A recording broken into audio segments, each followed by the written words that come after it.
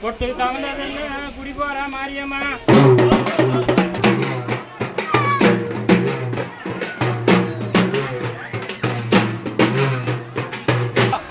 அடியடா பொம்மையே அம்மனும் சொல்லவே நந்திஷ்டி பார்வையும் கணவள்ளி சூனியம் வீரடன் தேவியே வில்லாக்குமாரி ஆரணி முக்கணி அம்பி இறங்கறங்க நஞ்சை புலந்து நெடுகுடன் வாங்கி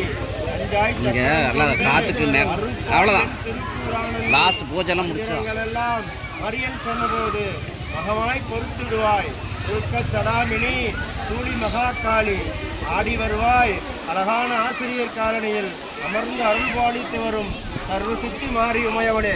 ஓஹோ